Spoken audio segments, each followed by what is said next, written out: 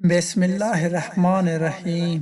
دیکھتی آنکھوں اور سنتے کانوں کو توصیف عباس کا محبت برا سلام۔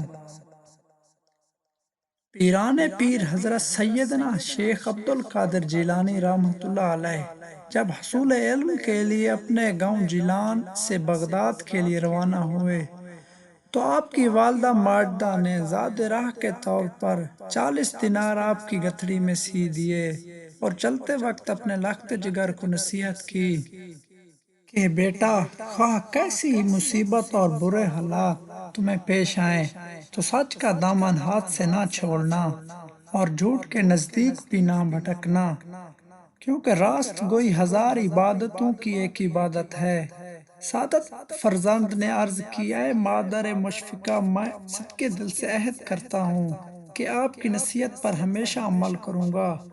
والدہ ماجدہ سے رخصت ہو کر حضرت رحمت اللہ علیہ بغداد جانے والے ایک قافلے میں شامل ہو گئے، کیونکہ اس دور میں طویل بیابانی راستوں میں تنہا سفر کرنا ممکن نہ تھا۔ اثناء سفر میں ہمدان سے کچھ آگے قزاقوں کے ایک جتھے نے قافلے پر چھاپا مارا اور اہل علاقہ کا سب مال و اسباب لوٹ کر تقسیم کے لیے ایک جگہ جمع کر دیا۔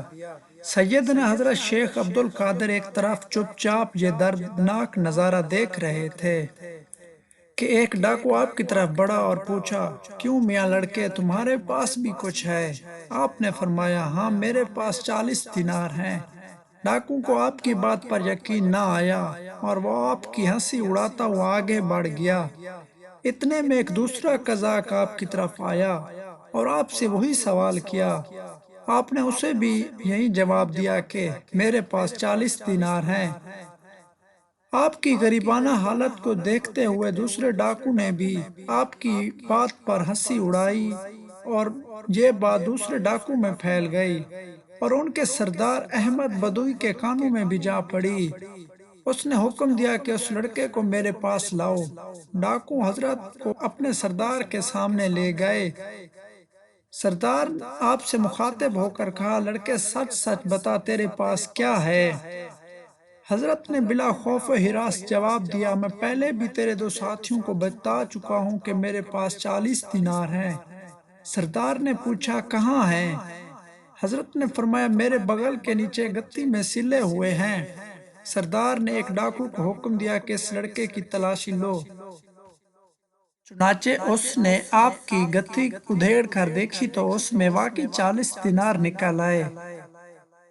احمد بدوئی اور اس کے قزاق یہ دیکھ کر بہت حیران ہوئے اور احمد بدوئی نے حیرانی کے عالم میں حضرت سے پوچھا، لڑکے تمہیں معلوم ہے کہ ہم قزاق ہیں اور مسافروں کو لوٹ لیتے ہیں، پھر بھی تم نے ان دیناروں کا بھید ہم پر ظاہر کر دیا، حالانکہ یہ رقم اس قدر تھی کہ تم اس کو چھپا سکتے تھے اور اس کا وہم گمان بھی نہیں گزر سکتا تھا۔ آخر کس چیز نے تمہیں سچ بولنے پر مجبور کیا؟ حضرت نے فرمایا، میری والدہ نے گھر سے نکلتے وقت مجھے نصیحت کی تھی، ہمیشہ سچ بولنا۔ بھلا ان 40 دیناروں کی وجہ سے میں اپنی والدہ کی نصیحت کیوں فراموش کر دیتا اور اللہ تعالیٰ کو ناراض کر لیتا؟ حضرت کے الفاظ سن کر بدوئی بے حد متاثر ہوا اور اس پر رقت طاری ہو گئی۔ ندامت کے آنسو نے اس کے دل پر شکاوت اور سیاہی دھو ڈالی۔